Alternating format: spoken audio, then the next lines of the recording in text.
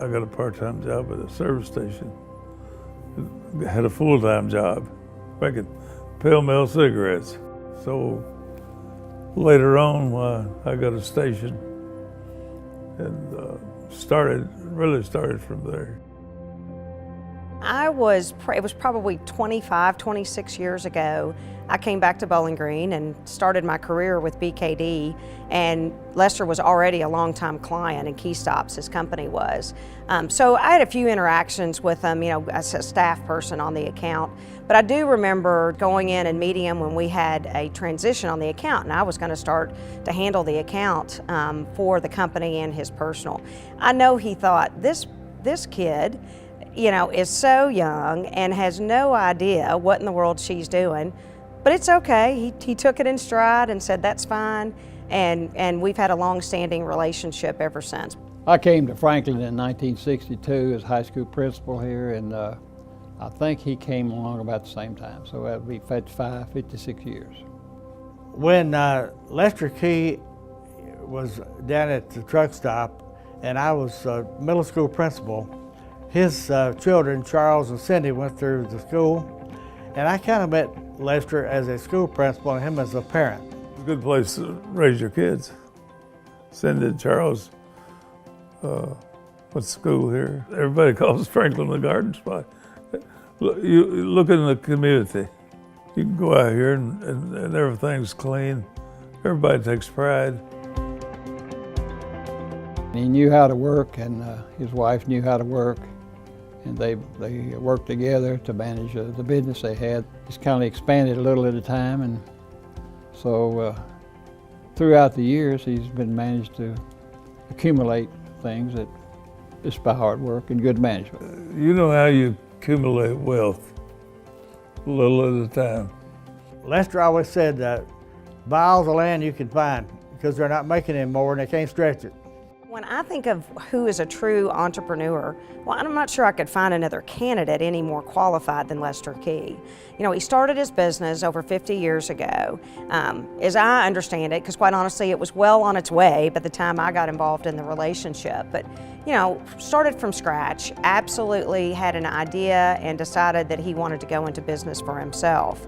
And today, this company is, one of the largest fuel distributors, not only in the state of Kentucky, but throughout the Southeast, and employs over 200 people. It's just the epitome of an example of what we think of as an entrepreneur. When Lester grew up and when I grew up, money was really scarce.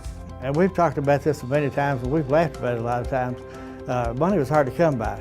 And I think he realized that a lot of people haven't been as fortunate as he has, and he's been able and willing to give back to people that needed jobs and needed help and needed financial assistance and so forth. I think that's made him a very giving person. Lester is also very, very close with his family. He's a family man. Back then you had the hustle. You had the hustle. And right over there is caused a lot of that. So we had a prayer, and she helped me a lot. There's probably a lot of things that people don't know about him because he's pretty closed. He's not one to talk too much about himself. But I think probably one of the things that he does that people don't know is he raises a lot of money for scholarships for Western Kentucky University and the Boys and Girls Clubs here, and he's been a very nice contributor to his church, and I know that people don't know that.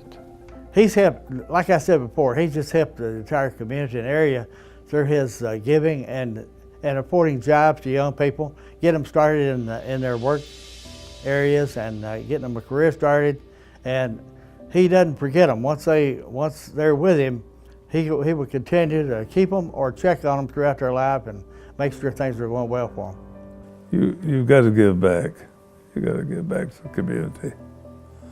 And I don't know. We've started a deal at the high schools here, and we give a penny a gallon to the schools, and that figures out roughly about $500 a month for the schools. And that really helps. That gives us some extra income. Just things like that.